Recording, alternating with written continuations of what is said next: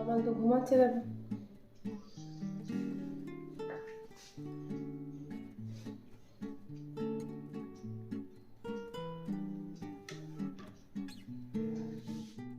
Good morning everyone, আমি সৌমি আর আমার চ্যানেলের আরও একটি নতুন ব্লগে আপনাদের সবাইকে স্বাগত।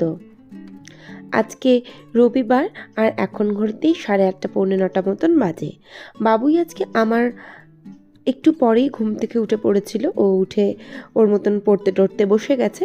আর আমি আমার সমস্ত কাজকর্ম কমপ্লিট করার পর স্নান সেরে আয়নার সামনে যখন দাঁড়ালাম, তখন তমালের ফোনটা বেজে ওঠায়, ওর ফোনটা রিসিভ করেছিলাম। তো যথারীতি তমাল তো এই সময়টায় ঘুমায়, তো আমি সে কথাটাই ওনাকে বলে দিলাম। আর এরপর সমস্ত ঘরে ধূপ দিয়ে দিলাম। আর পুজোটা আমার অলরেডি হয়েই গিয়েছিল। ওপর থেকে আমি নিচে নেমে চলে এসেছিলাম। জামা কাপড় আজকে কিচ্ছু কাচিনি, কারণ গতকাল রাত্রের থেকে শরীরটা আমার বেশ খারাপ। আর গতকাল রাত্রি অর্থাৎ সন্ধ্যেবেলায় না আমি অলরেডি একটা প্যারাসিটামল খেয়ে নিয়েছিলাম। আর প্যারাসিটামল না খেলে আমার শরীর কিন্তু আরও বেশি খারাপ করতো। হয়তো আজকে সকালে আমি উঠতেই পারতাম না। আর তাছাড়া বুধবার দিনকে মাঘী পূর্ণিমা, বাড়িতে সত্যনারায়ণ আছে, যদি অসুস্থ হয়ে পড়িত হয়ে গেল, কে করবে কাজ?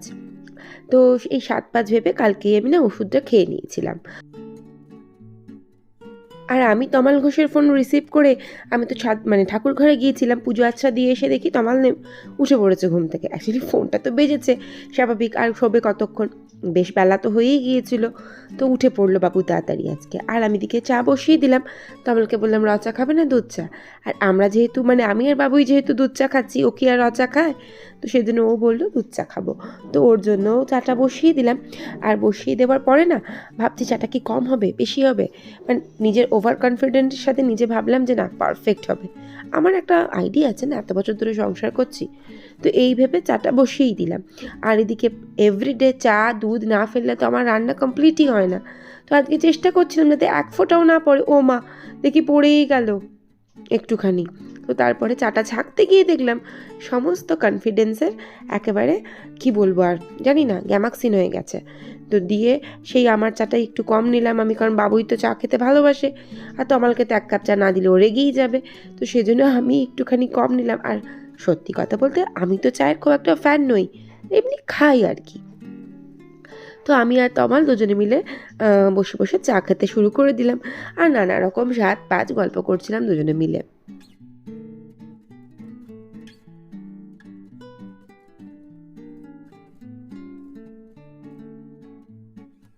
তারপর তমাল বলল, পিঙ্কি একটু বিছানাটা তুলে দাও। ও না না না, তমাল বলেনি, আমিই বললাম আমি তুলে দিচ্ছি বিছানাটা।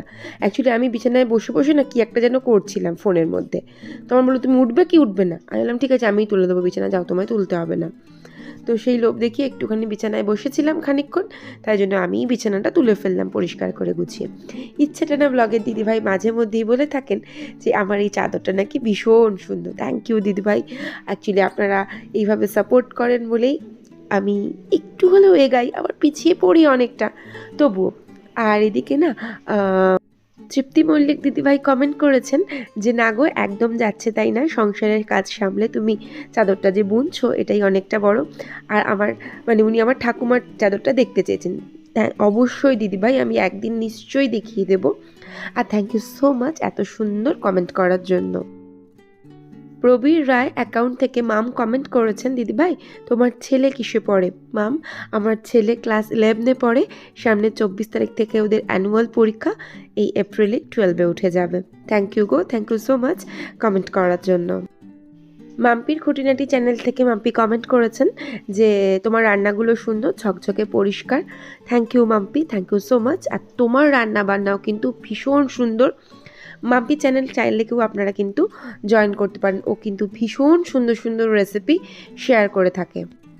জয়া কমেন্ট করেছেন, তোমাকে তো ভালো লাগেই, সাথে তোমার রান্নাও, রান্না যদি ভালো লাগে একদিন রানাঘাটে এসে ঘুরে যাও, মাঝে মধ্যেই তো আসো রানাঘাট, একদিন এসো আমার বাড়ি। Thank you Joya, thank you so much আমার এত সুন্দর সুন্দর আমাকে কমেন্ট করার জন্য। অনেকেই কমেন্ট করেছেন, আজকে আমি এই কটাই পড়লাম, ডেফিনেটলি পরের দিনকে আরও কিছু কমেন্ট পড়ে শোনাবো। বাবুই পড়তে চলে গেল, আপনারা দেখতেই পেলেন। আর আমিও না একটু শান্তিতে খেতে বসলাম। বাবুই খেয়ে দিয়েই পড়তে বেরিয়ে গেল। আর আমিও বসে গেলাম খেতে। গতকাল ওই যে বললাম শরীরটা একদম ভালো ছিল না, তো রাতের বেলা আমি ভেবেছিলাম প্রথমে উঠে রান্নাবান্না করে ফেলবো, তারপর দেখলাম না পারছি না, একেবারেই হচ্ছে না। তো সেক্ষেত্রে কালকে তমাল রুটি নিয়ে এসেছিলো, আর যথারীতি রাতে আমি খেতে পারিনি, বাবুইও খায়নি। তো সন্ধ্যেবেলা একটু খাবার অর্ডার করেছিলাম, সেজন্য বাবুই খেতে পারেনি।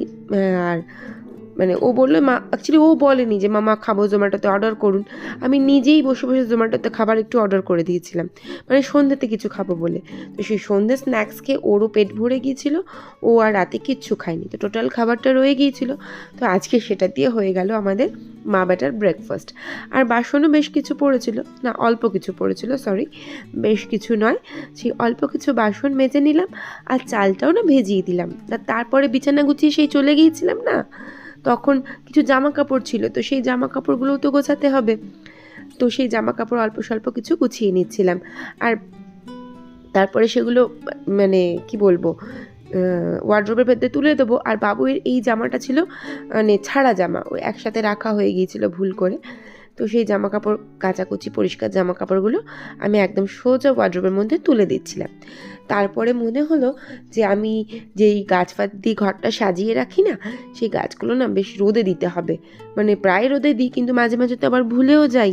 তো আজকে আবার মনে পড়লো যে একটু রোদে দিয়ে দিই। আর আমি চাল ধোয়ার জলটা না রেখে দিয়েছিলাম, সেই চাল ধোয়ার জলটা না খুব খুব ভালো ফার্টিলাইজারের কাজ করে, ঘরোয়া মানে ঘরোয়া ফার্টিলাইজার যেটা তৈরি করতে পারি আমরা, বিভিন্ন আছে, অনেক কিছুই আছে, তার মধ্যে এই চাল ধোয়া জলটাও কিন্তু মোস্ট ইম্পর্ট্যান্ট। এই চাল ধোয়া জলের মধ্যে আরও কিছুটা জল দিয়ে আমরা ইনডোর প্লান্ট কিন্তু অবশ্যই মানে অ্যাজ এ ফার্টিলাইজার আমরা কিন্তু ইউজ করতেই পারি। আর আমি একটা জিনিস সবসময় মনে করি, সবসময় যে খুব দামি জিনিস দিয়ে ঘরদোর সাজাতে হবে ব্যাপারটা কিন্তু তা নয়। আমরা কিন্তু খুব সুন্দর গাছ দিয়েও, মানে যেটুকু যার সামর্থ্য সেইটুকু তো দিয়ে সাজাবেই ঘর, তবে গাছ দিয়ে ঘর সাজালেও মানে অতি সাধারণ ঘরকেও ভারী সুন্দর একটা এলিগ্যান্ট একটা লুক দেয়, এটা আমার পার্সোনালি মনে হয়।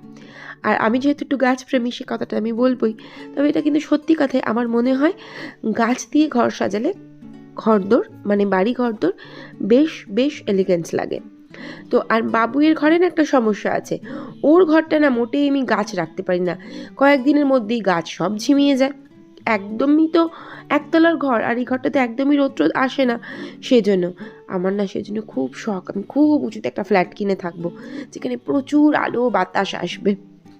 যাই হোক, সে বহু পরের কথা, নিজের বাড়িতে থাকাটাই বেস্ট, ফ্ল্যাট তো আমার নয়, মানে আলটিমেটলি জমিটা আমার নয় ফ্ল্যাটের। তো এরপরে বাবুয়ের ঘর দুটো না একটু এদিক ওদিক মানে আগোছালো হয়েছিল, বই খাতাগুলো, তো সেগুলো ঠিকঠাক করে দিচ্ছিলাম। আমার ভাবছিলাম এসে আমার ক্যাইমেই করে যে আমি এখানে রেখে গেছি, আপনি সরিয়েছেন কেন। তো এরপরে ওই যে বললাম বিছানাটা একটু সামান্য আগোছালো করেছিল, অ্যাকচুয়ালি বাবুই খুব যে আগোছালো করে ফেলেন তা নয়, কিন্তু ও কিন্তু আবার গুছিয়ে টুছিয়েও জিনিসপত্র রেখে দেয়।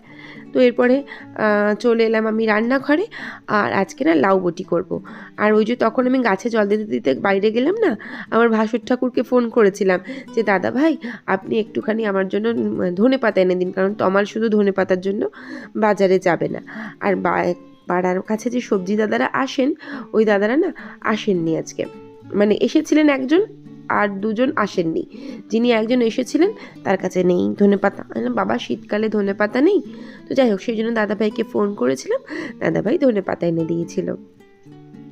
তো তারপরে ফ্রিজ থেকে লাউটা বার করলাম, আজকে কিছুই রান্না করবো না, ভেবেছিলাম অনেক কিছু করব কিন্তু কিছুই করব না, একটু লাউ বটি করবো আর একটু মাছ, আর ফ্রিজে কপি আলু দিয়ে একটা মাছের তরকারি আছে, আর মাছটা বার করতে আবার ভুলে গিয়েছিলাম, তো ফ্রিজ থেকে আবার আমি মাছটুকু বার করে নিলাম।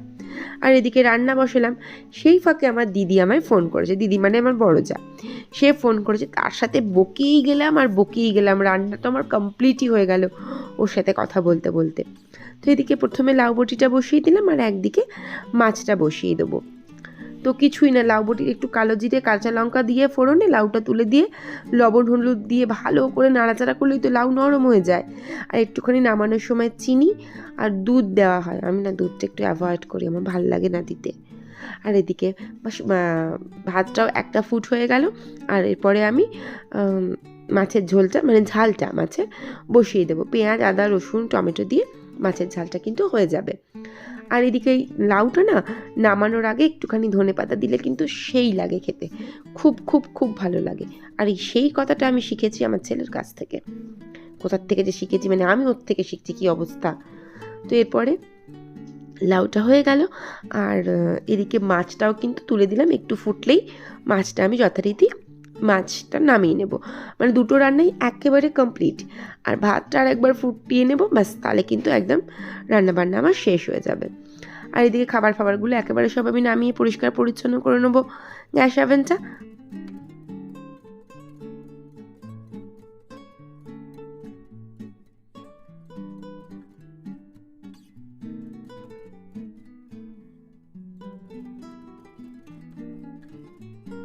আর ওই যে বললাম ফ্রিজের মধ্যে আছে মাছের তরকারি আর একটু ভাতও ছিল, তো সেই খাবারগুলো আমি একটু গরম করতে দিই। আর গরম করতে দিয়ে আমি ভাতটা এদিকে বললাম হয়ে গেছে, তো ভাতটাও উপর দিয়ে নেব। আর ওই যে গাছগুলো তখন বাইরে বার করেছিলাম, তো গাছগুলো তো এবার তুলতে হবে। তো গাছগুলোতে একটুখানি জল স্প্রে করব, তারপরে তুলব। তবে তার আগে গ্যাস ওভেন, কাউন্টার টপ সব, মানে ডাইনিং টেবিল, ফ্লোর, সমস্ত কিছু একেবারে ঝেড়ে ঝুড়ে মুছে টুচে পরিষ্কার করে নেব। মানে রান্নাঘরে একবার মুছি সকালে, কিন্তু সেকেন্ড টাইম আরও একবার ঝাড় দিয়ে না মুছলে না কেমন যেন আমার অস্বস্তি হয়। তো এবার গাছগুলো সব একটা একটা করে তুলে দিচ্ছিলাম। আর এই ব্রোকেন হার্টটা না বিশেষ করে মানে একটু আর্দ্রতা পছন্দ করে, তো একটুখানি জল স্প্রে করে দিলে, এপসাম সল্ট দিয়ে দিলে খুব ভালো হয়। তবে এপসাম সল্ট ছিল না যেহেতু এমনিই জল স্প্রে করে দিচ্ছিলাম। ব্রোকেন হার্টে যে মানে এই এরওয়েল রুটগুলো থাকে না, এগুলো জলে ভিজিয়ে দিলে খুব খুশি হয়ে যায় গাছ। আর এদিকে এই গাছটা না বাড়েও কেমন মরেও যায়, কী যেন একটা পরিস্থিতি এই স্পাইডারটার। তো এবার ঘরে গাছগুলো সব তুলে দিচ্ছিলাম। আর এটা বাইরে স্প্রে করতে ভুলে গেছি, আবার ঘরেই তাই একটুখানি ভাবলাম চলো স্প্রে করে দিই। এটা স্প্রে করার খুব একটা প্রয়োজন ছিল না, তবুও দিলাম একটু স্প্রে করে। আবার কালকে বার করে দেবো বাইরে গাছগুলোকে সব, সব একটা একটা করে সব জিনিসপত্র যেখানে যা রাখার সেখানে তাই রেখে দিই গুছিয়ে।